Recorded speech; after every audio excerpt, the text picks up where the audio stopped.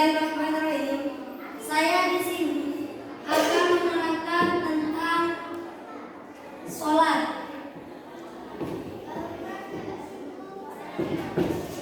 Ada yang tahu apa itu sholat? Ada yang tahu?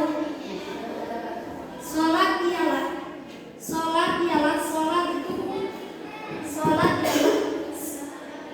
menyempurnakan iman kita.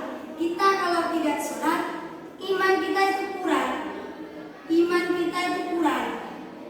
Dan sholat di sini termasuk dari rukun Islam yang kedua. Yang keberapa? Kedua. Rukun Islam yang pertama harus membaca syahadat. Contohnya syahadat seperti asyhadu an la ilaha illallah wa asyhadu anna muhammadar rasulullah. Dan yang kedua yaitu sholat. Di sholat, nek sampeyan sudah tahu pembacaan syahadat, maka sampeyan harus melakukan sholat. Orang yang tidak melakukan sholat, orang yang tidak melakukan sholat, maka nanti balasannya di hari akhir lebih banyak. Contoh, sampeyan tidak sholat zuhur, asalnya sholat berapa kali jambukan kita yang berapa kali jambukan kita yang dihukum. Kalau orang yang tidak sholat maka 500 jambukan. Kalau seumpamanya 1 bulan tidak sholat, tinggal mengalikan 500 dikalikan dengan 1 bulan, berarti 30 hari. Paham? Di sholat bukan cuma asal-asalan kita sholat. Di sholat mempunyai tata tertib. Tata tertib dalam sholat itu ada berapa? Ada 7. Rukunnya sholat ada 7.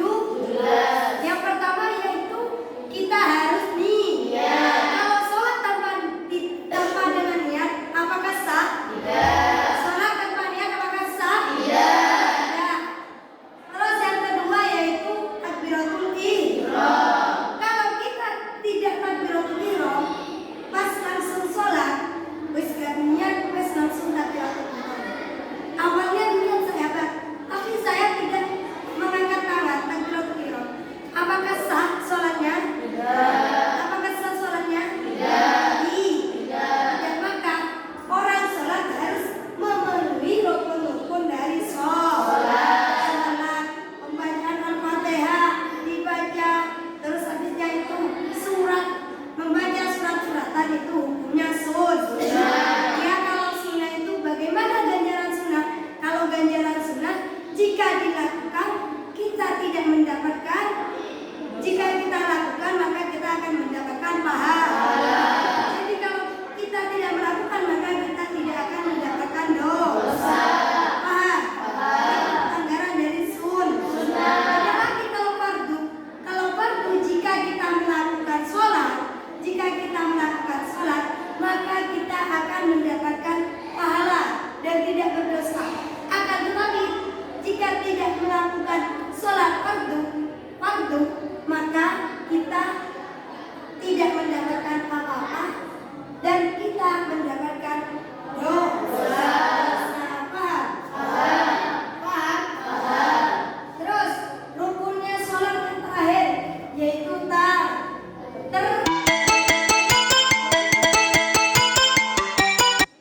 jadi kita itu harus tertib sholatnya. Sama halnya dengan kita mau masuk ke pesantren, kan harus tertib. Awal mulanya kita harus mengurusi administrasi, pendaftaran, inilah itu. Sama halnya dengan orang sholat. Orang sholat awal niat takbiratul ihram, pembacaan Fatihah, terus habisnya itu ruku, habisnya ruku iktidal, habisnya iktidal sujud, habisnya sujud duduk di antara 2 sujudan, habisnya itu sujud lagi, habisnya itu tahiyat dan mengucapkan salam. Mengucapkan salam itu sunnah apa wajib? Wajib. Kalau kamu tidak mengucapkan salam di sholat, maka hukumnya sholatnya tidak sah. Ucapan salam yang pertama, assalamualaikum warahmatullahi wabarakatuh, itu yang dimaksudkan wajib.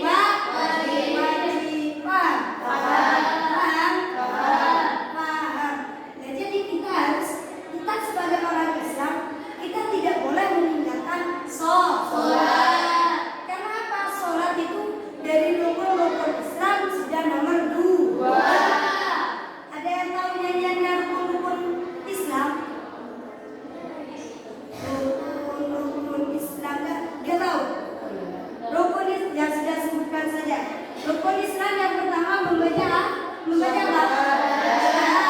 Dan yang kedua yaitu sholat. Dan yang ketiga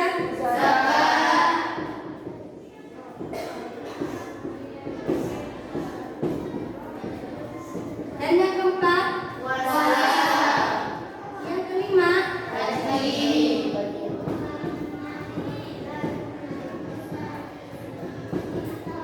Nah ini di sini, kalau sampean sudah bisa membacakan syahadat, maka kita harus bisa melakukan sholat.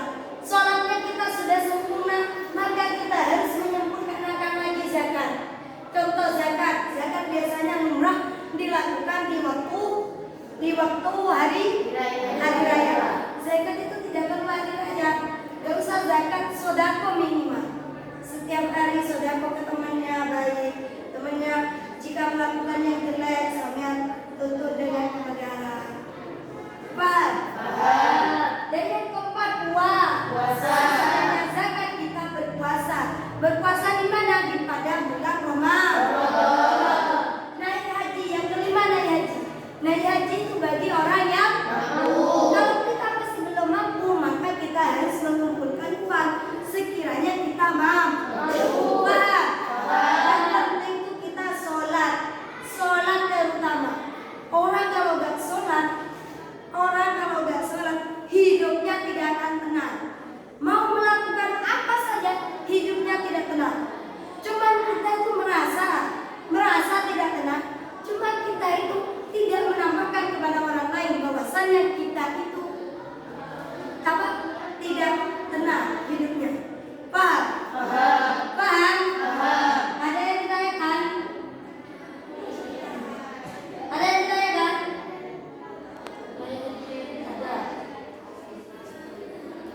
Kenapa? Itu kalau kayak gitu kan cobaannya punya uang punya uang tapi kesehatan itu nggak boleh. Punya uang Tapi kesehatannya nggak boleh gitu. Harus sehat.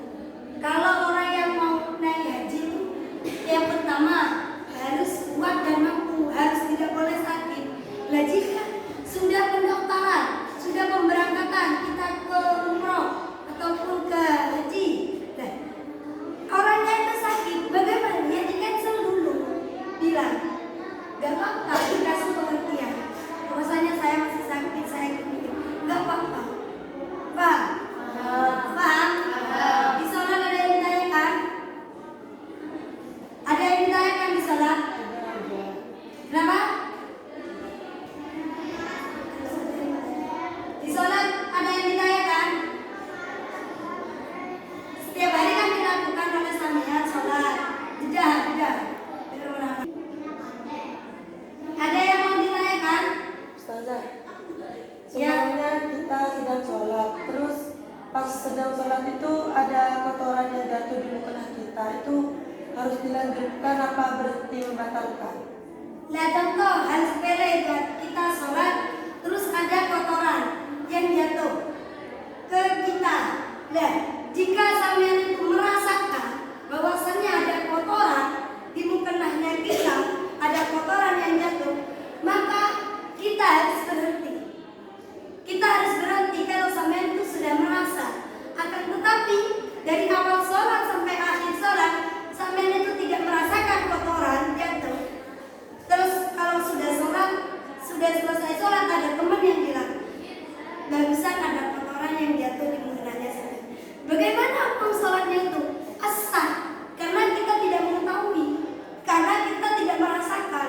Ya kalau kita merasakan bahwasanya ada kotoran jatuh, kita merasakan ada kotoran yang jatuh, maka itu hukumnya sholatnya itu sah bagi orang yang tidak tahu.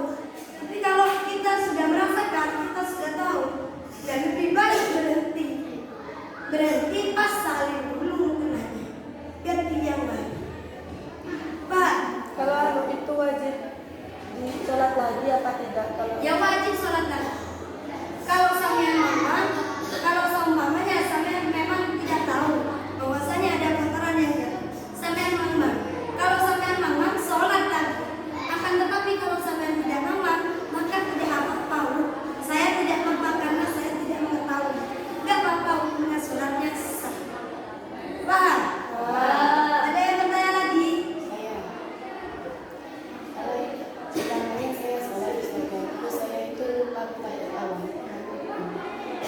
tahiyat awal.